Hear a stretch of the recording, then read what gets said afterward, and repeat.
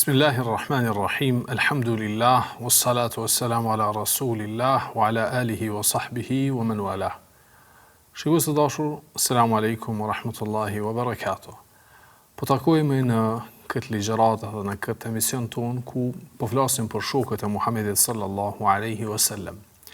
Deri më tani kemi përmend shokët e pejgamberit sallallahu alaihi wasallam, të cilët janë të njohur si 10 të përgëzuarit me xhennet. Sot me lenin Allah azza wa jall po fillojmë që të flasim për sahabët e parë, të cilët kishin pranuar Islamin përjashtim të atyre që u përmendën nga 10 të përgëzuarit me xhennet. Sot do të flasim konkretisht për një njeri që na kujton çdo ezanate. 5 herë në dite, sa herë ndëgjojmë ezanin, Allahu Akbar, lidhet ezani ngusht me këtë person për të cilin do të flasim. Besoj që të gjithë e kuptuat se është fjala për Bilalin radhiyallahu anhu. Bilal ibn Abi Rabah al-Habashi. Bilali radhiyallahu anhu, muezini i parë i pejgamberit sallallahu alaihi wasallam, që thëndryshe edhe është muezini i Islamit, pasi që simbolika e ezanit për herë të parë ka fillu me ezanin e tij, dhe ezani i tij, zëri i tij i bukur, zëri i tij në të cilin ka pas një dozë të përmallimit dhe dëmshurisë, ka shoqëruar gjithë jetën e pejgamberit sallallahu alaihi wasallam dhe pastaj ka mbetë në kujtime dhe në mallëngjime të sahabët pejgamberit sallallahu alaihi wasallam. Bilali radhiyallahu anhu është nga sahabët e hershëm, nga ata të cilët kishin besuar në Muhamedit alayhi salatu wasallam qysh në fillim, në ditët e para. Megjithse Bilali radhiyallahu anhu nuk gëzonte ato që gëzonin ata të cilët kemi përmend, nga fisi Quraysh, qoftë Abu Bekri apo Omeri apo Talha, Zubairi dhe të tjerët që kishin fise të fuqishme dhe familje dhe kështu me radhë. Bilali radhiyallahu anhu ka qenë njëri i cili s'ka pas përjardhje arabe, as nuk ka pas fes aty dhe nuk ka pas strese ku të strehohet. Ai ka qenë një rob, një skllav që ka ra në dorën e arabëve, si pasojë disa dyndjeve, disa luftrave dhe kështu me radhë, dhe ka qenë me përjardhje nga Etiopia. Do të thotë ka qenë një zezak i Etiopisë, po them kushtimisht, që ka jetu në Mekke dhe kuptohet që ata janë llogarit si shtresa e dytë apo edhe më e ulët e shoqërisë dhe kryesisht punë të rëna dhe do të thotë ato punë të mundimshme i kanë kryer kjo shtresë e shoqërisë. Bilali radhiyallahu anhu arda ka pranuar Islamin dhe shkak i pranimit të Islamit, siç e përmend Ibn Sa'd në Tabaqat, ka qenë thirrja dhe ftesa e Abu Bekrit radhiyallahu anhu. Abu Bekri radhiyallahu anhu ka qenë tregtar, e Bilali radhiyallahu anhu ka tregtuar me pasurinë e zotërisë së vet Umayya ibn Khalaf. Umayya ibn Khalaf ka qenë zotëriu i Bilalit dhe ka qenë një pasunik shumë i madh, një njeri që ka pas shumë shërbëtor dhe rob që e kanë menaxhuar tregtinë e tij dhe pasurinë e tij. Bilali radhiyallahu anhu ka qenë një nga ata të cilët i ka pas nga shërbëtorët Umayya dhe ka qenë nga më të besueshmit e tij. Saqë ati ja besonte edhe udhëheqjen e karavaneve të tregtisë në drejtim të Shamit apo të Yemenit. Dhe nga këtu Bilalin Abu Bekr radhiyallahu anhu nifte dhe e dinte sinqeritetin e tij, besnikrinë e tij, dhe e dinte se sa është i ruajtur dhe sa është i kujdesshëm që të mos e keq përdor pasurinë e zotërisë së vet. Bilali radhiyallahu anhu nuk ka qenë në Mekë i ri. Bilali radhiyallahu anhu ka qenë në një, po them kushtimisht, në një moshë bukur të pjekur në këtë periudhë. Saqë e njihnin gjithë për besnikrinë e tij, për sinqeritetin e tij dhe për ndëgjueshmërinë ndaj zotërisë, ndaj Umayya ibn Khalaf. Megjithse Umayya ibn Khalaf ka qenë një njeri shumë mendjemadh, ka qenë një njeri që nuk i ka llogarit këta shërbëtorët e tij dhe punëkryesët e tij as në kategoritë e njerëzve dhe sillej me ta në mënyrë shumë brutale dhe të vrasë, saqë ajo që Bilali radhiyallahu anhu fitonte nga e gjithë ajo punë dhe veprimtari që ja kryente Umeje ibn Khalefit ka qenë vetëm ushqimi. Asgjë më shumë s'ka përfituar, po veç ushqim, sa me hangër bukë dhe sa me mbush barkun që thonë. Ebu Bekri radhiyallahu anhu disa herë kishte që të takohet në karavanet e udhëtimit dhe të tregtisë me të dhe ta njefte për së afërmi dhe e dinte se çfarë përmbajtje dhe çfarë brumi të shëndosh ka Bilali radhiyallahu anhu wa arda. Dhe e dinte se sa keq përdorues dhe sa mos falenderues është Umeje ibn Khalaf ndaj një njeri të tillë. Dhe kur erdhi Islami dhe Bilali radhiyallahu anhu ndëgjoj se Muhamedi sallallahu alaihi wasallam, një njeri nga fisi Quraysh, nga ajka e Mekkasve, po pretendon se është pejgamber. Me të dëgjuar këtë fjalë, ju afru një njeri që e njefte Bilalit. Ai që ju afru ishte Abu Bekri. Dhe i tha ja Bilal, robëria në dynja mundet me qenë shumë e rëndë, por robëria reale është robëria e zemrës, eja që ta lirësh zemrën nga robëria ndaj dikujt tjetër posa Allahut. Eja dhe beso në Allahun që ta fitosh lirinë reale të shpirtit dhe të zemrës, edhe nëse trupi nuk është i lirë, kushtimisht po them. Dhe Bilali radhiyallahu anhu dinte sinqeritetin e Abu Bekrit. Dhe i tha, po o Abu Bekr, unë jam i gatshëm që ta synoj një liri të tillë. Por ku më shku? Ka të shkoj? Ku është burimi i kësaj lirie që po më thret? Abu Bekri radhiyallahu tha tek Muhamedi sallallahu alaihi wasallam dhe tek shpallja që i erdhi atij.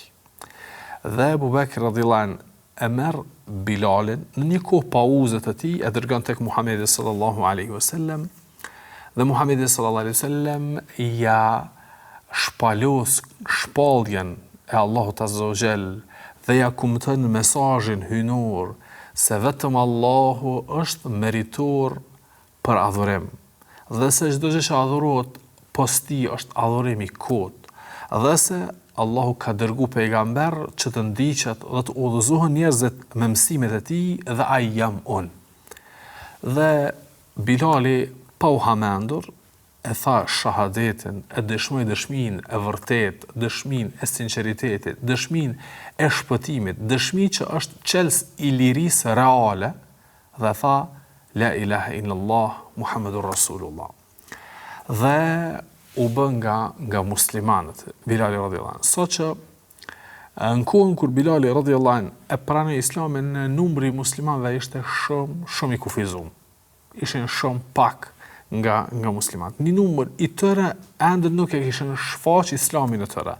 Ende besonin dhe e fshehnin, sepse ka qenë ende lejoshmëria apo lejesa valide e fshehjes së Islamit. Dhe Bilal radhiyallahu anhu kthehet tek zotriu, tek Umeja dhe vazhdon që të jetë në shërbimin e tij, porse tash me një krenari që ja jepte besimi, me një krenari që ja jepte Islami. Dhe filluan lajmet të përhapën fuqishëm në Mekke se Muhamedi sallallahu alaihi wasallam është duke i nda njerëzit nga idhujt e tëne, është duke i ftu njerëzit që ta praktisin fenë të parëve të tëne, është duke i përdhos idhujt, është duke tregu se ata janë thjesht skulptura që nuk bëjnë dobi e as dëm, e po i thret njerëzit që të besojnë se ai është i dërguari i Allahut dhe kështu me radhë, dhe fillon ky lajm të përhapet me të madhe, dhe secili të kthehet tek familjarët dhe ta gjej filani se djali i tij apo bija e tij apo fëqiu i tij u bë musliman, u bë nga ndjekësit e Muhamedit sallallahu alaihi wasallam, dhe të ballafaqohet me një realitet që nuk e kishin pritur, se shumë shpejt ftesa që Muhamedi sallallahu alaihi wasallam u kishte bërë atyne kishte gjetë pranim. Dhe Umeje ibn Khalaf ka qenë nga mendjemdhajt e Mekkës, nga ata të pasurit që pasuria atyne u ka shtu verbrin. dhe flet kundër pejgamberit sallallahu alaihi wasallam dhe kundër besimtarëve duke i nënçmuar ata dhe duke përdorur shprehje të rënda ndaj tyre dhe një farforme duke treguar se çfarë do të bënte me ta po nëse i kishte në posedim. Dhe e kupton se shërpturi i tij, robi i tij, Bilali, kushtim po them nga njerëzit më besnik që kishte, pas ka kalu në fenë e Muhamedit sallallahu alaihi wasallam.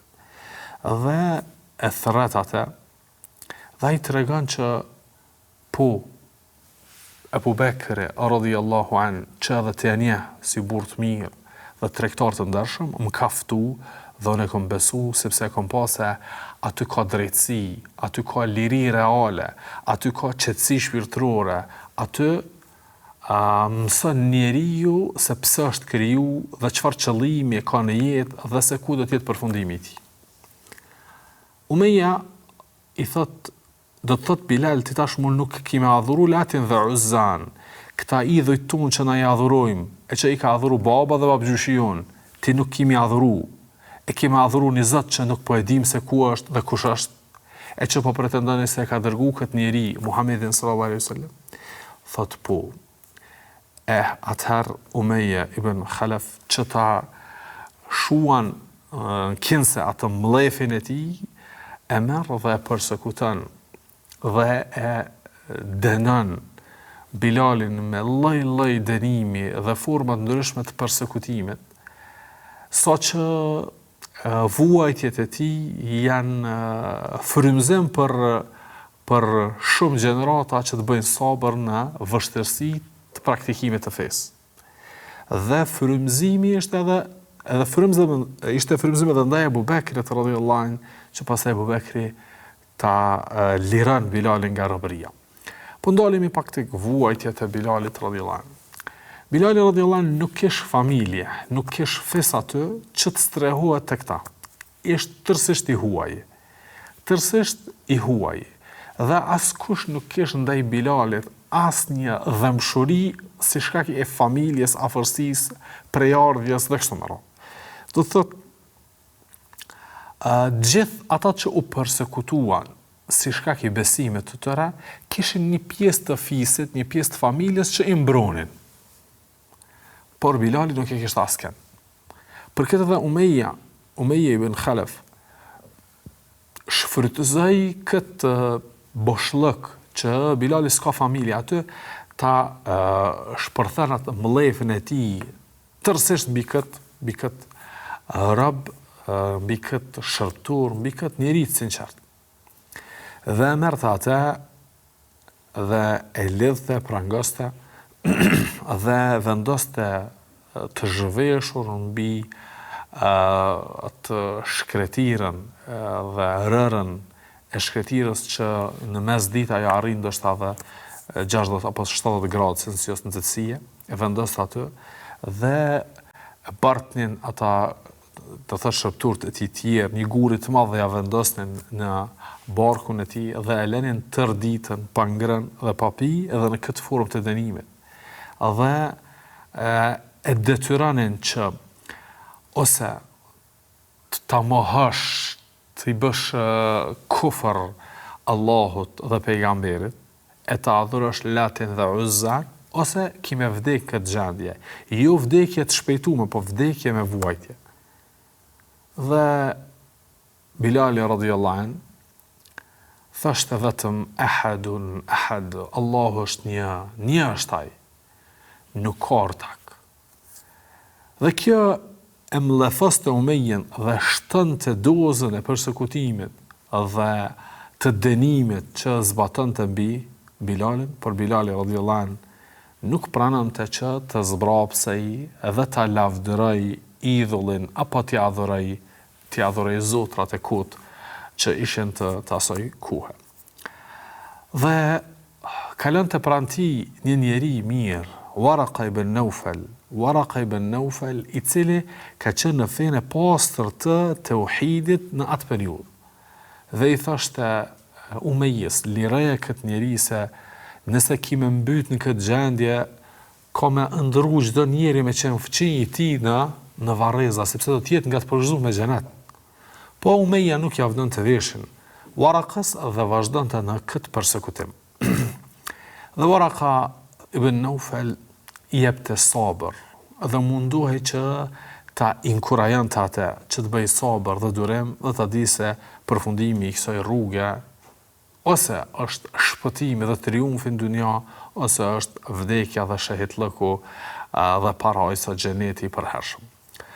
Dhe Bilali radhiyallahu an vuan të kështu ditë pas dite.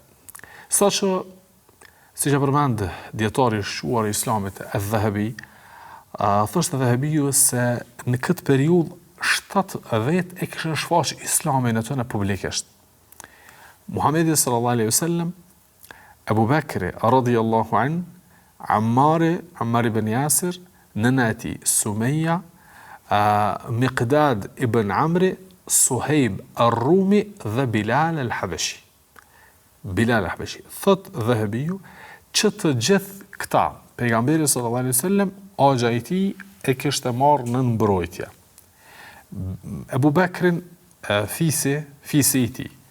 Dhe të tjerët i kishin marrë në mbrojtje dikush apo disa prej tyre edhe pranuan të jashtëmën t'ja u bojnë qefin mushrikinëve, sikur se Ammar ibn Yasir radhiyallahu anhu, që t'i flas disa fjalë që t'i qetësoj ata, ndërsa me të mbrëmshmen ta mohoj krejtësisht ato që e kishte thënë. Ta përdor një lloj lehtësimi. Thotë Dhahabiu, gjithë kishin pranuar ka një lehtësim apo kishin pas fise që i kishin mbrojtur ata me përjashtim të Bilalit radhiyallahu anhu. As nuk kish fis që e strehonte dhe e mbronte, e as nuk pranoi që të bëj tolerime, ta pranoi lehtësimin. Thotë, por ai qëndroi besnik dhe qëndroi i vendosur në shfaqjen e besimit të tij dhe në mohimin e të drejtës së idhujve që ata të adhurohen, edhe pse kjo e kishte një çmim shumë bukur të lartë, ai ishte dënim, përsekutim, vuajtje të një pas njëshme që përjetonte Bilali radhiyallahu an për hir të Allahut azza wa jall, për hir të së vërtetës, për hir të ndjekjes së rrugës së shpëtimit dhe udhëzimit të përhershëm që do t'i shpije në xhenet. Bilali radhiyallahu an vazhdoi në këtë gjendje të vuaj dhe të bëj sabër derisa një ditë nga ditët Abu Bakr radhiyallahu an aq shumë emocionohet dhe shkon tek Umeja dhe i thot: "O Umeje, mjaft me Bilalin mu. Liraja atë, shit më mu me çfarë do çmimi, se unë nuk po më me duru që ta shoh këtë gjendje duke vujtur." Umeja i kthehet dhe i thot Abu Bakrit, thot: ashtu ti e prishe këto, ti ma prishe edhe robin të më të mirën, shërtorin të më të mirën, merre me çfarë do çmimi, veç hiç ma qafë. Dhe vendos një çmim Umeja dhe Abu Bakri e paguan atë çmim dhe e merr tash Bilalin me plot varra dhe plag dhe e pastron dhe i jep një lloj të rahatisë dhe komoditetit dhe i thot: "O vllau im, ti prej sot e tutje nuk je shërtori ime, ti je i lirë, je rob i Allahut, je i lirë. Nuk je mu në shërbim të askujt." Dhe këtë nuk e bëra për asgjë tjetër veç se si shkak i vllaznillakut, si shkak i vëllazërisë në Islam. Dhe shkojnë tek pejgamberi sallallahu alajhi wasallam dhe pejgamberi sallallahu alajhi wasallam gëzohet shumë që Bilali radhiyallahu anhu shpëtoi nga këto vuajtje dhe persekutime dhe e arriti lirin fizike e që lirin shpirtërore kishte arritur edhe më herët sa kjo, dhe Bilali radhiyallahu anhu tash është i lirë dhe mundohet që të jetë pranë pejgamberit sallallahu alaihi wasallam, ta shoqëroj atë, edhe pse afrohet periudha që pejgamberi sallallahu alaihi wasallam të bëjë hijrat të shpërngulët. Bilalin radhiyallahu anhu sahabët e donin shumë. Abu Bakri vetë e pat se çfarë dashurie kishte, saqë i tha sado që e vendos të çmimin o Umeje për lirimin e Bilalit, krejt pasurinë e dhu, veç se Bilalin më shpëtu nga këto vuajtje. Ndërsa Omer radhiyallahu anhu thoshte Bilali është zotriu ynë. Bilali është zotriu ynë. Dhe lavdata dhe fjalë të shumta lidhur me pozitën e Bilalit radhiyallahu anhu wa ardah. Bilal radiallahu an bën hijrat dhe shkon në Medinë dhe vëllazërohet me atë që pejgamberi sallallahu alaihi wasallam i kishte vëllazëruar dhe është shumë mirënjohës ndaj kësaj dhuntie të madhe që Allah subhanahu kishte jap udhëzimet dhe shehte në Medinë se çush po arrihen të ngritën muslimanët dhe po i vjelin frytet e sabrit dhe të durimit dhe të sakrificës së tyre dhe po e sheh shoqëria islame që po ngritet ditë pas dite, e Bilal radhiyallahu anhu ka qenë pjesë e këtij procesi që nuk ka munguar në asnjë hap ku pejgamberi sallallahu alaihi wasallam shkonte dhe merrte pjesë. Ndërsa kur pejgamberi sallallahu alaihi wasallam ndërtoi xhamin, filloi që ta ketë një brengë se si ti tu bëj njerëzit në xhami, se ti lajmëroj ata për kohën e namazit, e këtu fillon ngjarja e ezanit që Bilali radhiyallahu an do të jetë muezini i parë që do të thret ezanin në këtë kohë, po gjithashtu do të jetë zëri i tij që sa herë dëgjohej u kujtonte njerëzve pejgamberin sallallahu alaihi wasallam dhe namazin e tij alayhi salatu wasallam. Për këtë ngjarje do të vazhdojmë të flasim pas një pauze të shkurtër.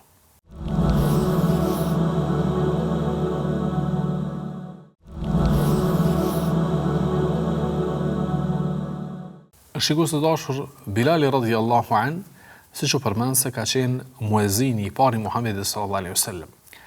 Muhamedi sallallahu alaihi wasallam kur ndërtoi xhamin, qëllimi i xhamisë ka qenë dhe është që muslimanët të tubohen për kryerjen e namazeve pas kohëve të namazit brenda ditës dhe natës, po gjithashtu edhe për takime të ndryshme dhe për të kuvenduar dhe për të mësuar për fenë e tyre dhe kështu me radhë. Por Muhamedi sallallahu alaihi wasallam dëshironte që të ketë thirrja për në namaz një simbolik, një formë caktuar. Dhe kjo u shndrua një gajle të pejgamberit sallallahu alaihi wasallam.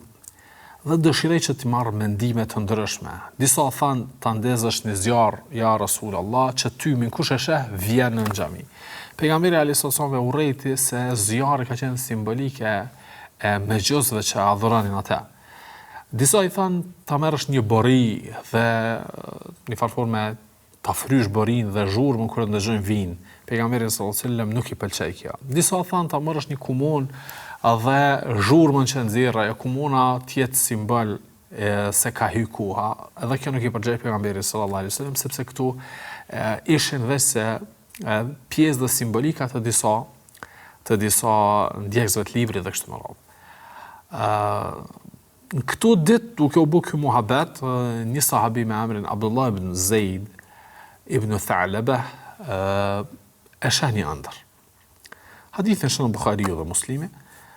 Ky Abdullah ibn Zeid radhiyallahu anhu thotë isha duke fjetur, më erdhën dy njerëz të ndritur, të bukur dhe të veshur me rroba të gjelbra.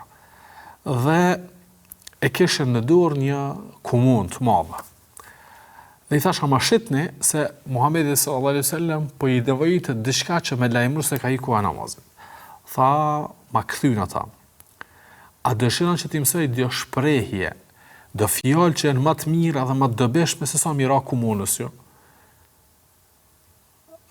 Thash po. Tha, kur do që të hyn koha namazit, kush e ka zërin më të mirë nga mesi ju, le të ngritet dhe thot Allahu akbar, Allahu akbar, Allahu akbar, Allahu akbar, ashhadu an la ilaha illallah, ashhadu an la ilaha illallah, ashhadu anna Muhammadar Rasulullah, ashhadu anna Muhammadar Rasulullah, hayya 'ala as-salah, hayya 'ala as-salah, hayya 'ala al-falah, hayya 'ala al-falah, Allahu akbar, la ilaha illallah. Le të thotë këto fjalë, kjo është më e dobishme. Thotë edhe ky Abdullah ibn Zeid, u ngrita edhe sikurse këtë emanet e mora prej atyre dy njerëzve që i pash në ëndër, e që ata kanë qenë melek. Dhe u ngrita dhe shkova drejt në xhami dhe takova Muhamedit sallallahu alaihi wasallam. Thash ja Rasulullah, unë e pash një ëndër kështu dhe kështu dhe kështu dhe më thanë ata në ëndër se mi përsërit çto fjalë në kohën kur hyn namazi, dikush që ka zërin më të ngritur, më të fortë, që t'i fton të tjerët në xhami. Pejgamberi sallallahu alaihi wasallam tha inna la ruya haq inshallah, po duket që është ëndër e sinqert, ëndër e vërtet inshallah, dhe thot ngritu mësoja këtu fjalë Bilalit sepse ai ka zërin më të mirën në mesin tonë, edhe më të ngriturin, më të fuqishëm në mesin tonë. Dhe u ngrit Abdullah ibn Zeidi dhe ja mësoi Bilalit fjalët dhe Bilali e thiri ezanin e parë në Islam. Me të ndëgjuar ezanin, e që sipas transmetimeve Allahu alem ka qenë namaz dhe ikindis, me të ndëgjuar këto fjalë nga Bilali, ezanin do thot nga Bilali, vjen duke vrapu Omeri radhiyallahu anhu. Omeri në edhim se ka qenë muhaddethun mulham, njeri i inspirum, në shumë gjëra ja ka qëllu shpalljes, para se me zbrit shpallja, fliste diçka dhe zbriste shpalljen për puthje me atë që të është Omeri radhiyallahu anhu. Erdhë Omeri duke vrapu me nxitim. Tha, ja Rasul Allah, që tu fjalë që po i thot Bilali, në ëndër mi mësoj dikush mu. E pejgamberi sallallahu alaihi wasallam buzëqeshë dhe ju bë dëshirë, ju bë qefi apo se tha kjo që ka dëshmi se edhe Abdullah ibn Zeidi ato që ka po është nga shpallja apo nga inspirimi. Dhe prej asaj dite Bilali radhiyallahu anhu u bë muezzini i pejgamberit sallallahu alaihi wasallam që i thriste njerëzit për namaz që t'i përgjigjen Allahut azza wa jall në këtë ftesë.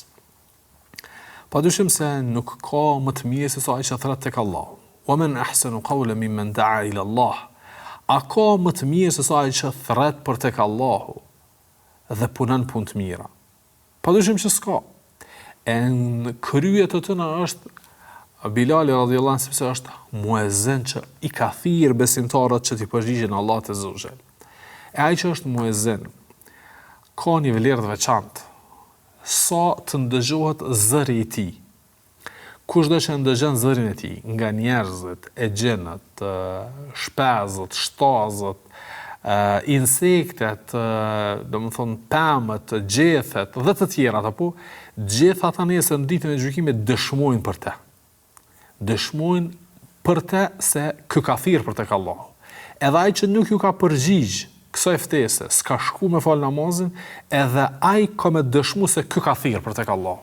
Kështu ka thonë hadithi pejgamberit sallallahu alaihi wasallam. Pastaj muezinat janë njerëzit më të veçantë ditën e gjykimit sepse janë më me qafë ngritur, me qafa të gjata siç ka hadith, sepse dallohen nga të tjerët. Këta i kanë prirë njerëzve që me thirr ezanin që të tjerët me ardh me fal namazin, këta janë më të veçantë. Dhe ai që bën muezinllëk 12 vite ka në hadith pejgamberit sallallahu alaihi wasallam se Allahu azza wa jalla ja obligon atij xhenetin apo ja fal mëkatet atij. Dhe shumë hadithe tjera. Gjitha këto hadithe në mënyrë të thotë parsore, në gjitha këto hise ka Bilali radhiyallahu anhu sepse ai ka qenë muezini i parë. Dhe lidhja e tij me pejgamberin sallallahu alaihi wasallam ka qenë lidhje shumë e afërt. Aq e afërt sa që ky e ka thirrë ezanin pejgamberit sallallahu alaihi wasallam është bogati, ky ka bëj kametin pejgamberit sallallahu alaihi wasallam ka dhënë imam. Apo çdo herë pejgamberi sallallahu alaihi wasallam e ka pas me veti edhe pranë tij. Bile ka pas specifik që pas ezarit ka shku tek dera pejgamberi sallallahu alaihi wasallam ka trokit lehtë dhe ka treguar ja Rasulullah u thirr ezani është koha e namazit. Dhe kështu me radhë. Pastaj Bilali radhiyallahu an ka qëndruar me pejgamberin sallallahu alaihi wasallam dhe ka mësuar prej tij sepse ka qenë gjithmonë me të. Nuk ka pas angazhime të tregtisë, angazhime të tokës, angazhime të familjarëve, angazhime të fisë, ka qenë i lirum, angazhimi i tij ka qenë me qenë vazhdimisht në xhami, me shërby vazhdimisht pejgamberit sallallahu alaihi wasallam. Ka marrë pjesë në të gjitha betejat e pejgamberit sallallahu alaihi wasallam, me pejgamberin sallallahu alaihi wasallam, edhe në secilën prej tyre ka pas rol të rëndësishëm, deri në betejën e çlirimit të Mekkës, kur Muhamedi sallallahu alaihi wasallam kthehet në Mekë pas shumë viteve.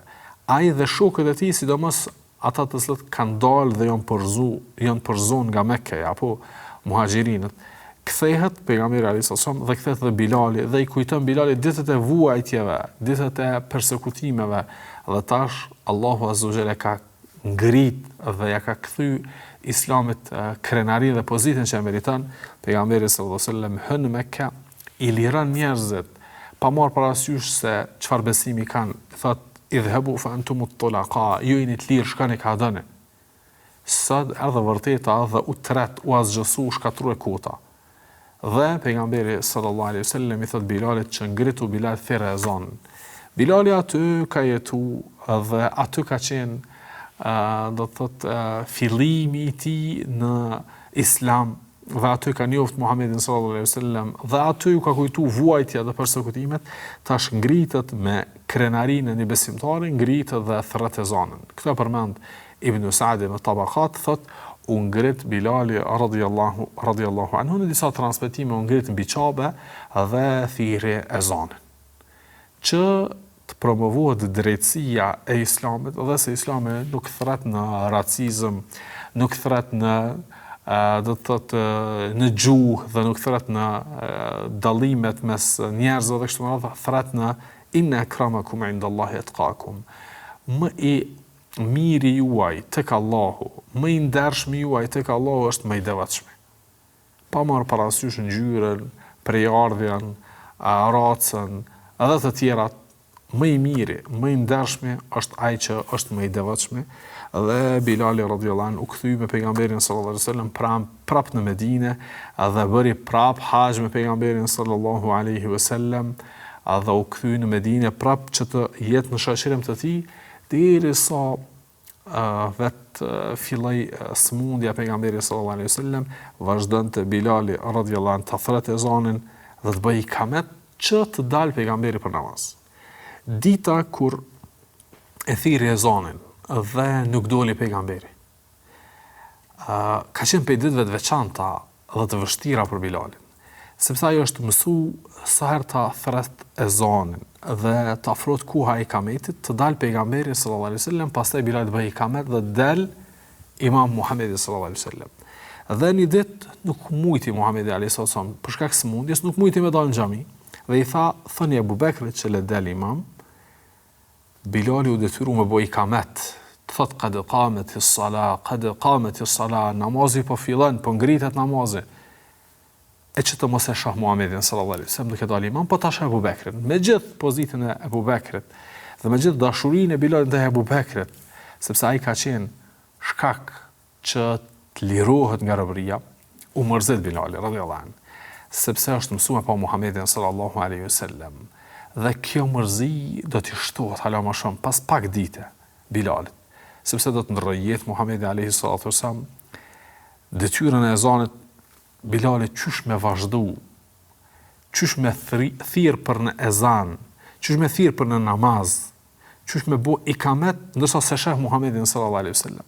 Kështu që si ndrojë jetë Muhamedi sallallahu alaihi wasallam, shkoi Bilali te Abu Bekr radhiyallahu anhu dhe i tha, o Abu Bekr, më leja që të dal nga Medineja, se nuk po muj me jetu këto, jam mësu me pa pejgamberin sallallahu alaihi wasallam, jam mësu që ezanin dhe ikametin kur e bëj me prit atë, tash nuk po del. Abu Bekr radhiyallahu anhu thotë, o Bilal, pse po don me na i farforme me na lon që na të ndim vetëm tash jetim dy herë, një herë vdiq pejgamberi sallallahu alaihi wasallam, tash edhe ezanin tën s'po kemi këto. Bilal radhiyallahu anhu thotë, o Abu Bekr, nëse më ki liru për hir të Allahut, atëherë kur më ki liru nga robëria, liram edhe sot që të shkoj në Sham. Shkoj në tokat e Shamit, marr pjesë në ekspeditat, në betejat e muslimanëve, jetoj atje. Dhe i jep leje, dhe Bilal radhiyallahu anhu bën hijresh për ngulje për në Sham, dhe jeton atje, dhe merr pjesë në beteja, dhe vazhdon që të jetoj larg Medinës, ama zemra e tij dhe ndjenjat dhe emocionet e tij me pejgamberin dhe në Medinë e pejgamberit dhe në xhaminë e pejgamberit sallallahu alaihi wasallam.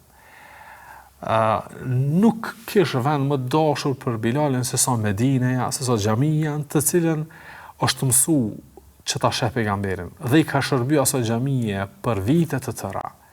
Por ai ka pas heshin e vet kur Muhamedi alayhis salam ka dalë aty dhe i ka thënë stau, plotësoni safat, drejtohuni. Ndërsa tash të del dikush tjetër aty, pa marrë parasysh se kush është ai, nuk e plotëson atë bashkëllog, për këtë shkak nuk pat mundësi të bëj sabër dhe u largu, dhe më mirë u piklu dhe u mërzit në largësi se sa me qenë aty dhe më ju rikujtu vdekja Muhamedit sallallahu alaihi wasallam për çdo ezan dhe për çdo ikamet. Dhe kështu vazhdoi derisa një herë për herave siç transmetohet kishte ardhur në Medinë me vizitu Medinën, edhe kishin shti Haseni dhe Husejni që ta thrasë ezanin pas shumë viteve, dhe sahabët e kishin rikujtu kohën e Muhamedit sallallahu alaihi wasallam kur e kishin dëgjuar thirrjen e Bilalit radhiyallahu anhu wa arda.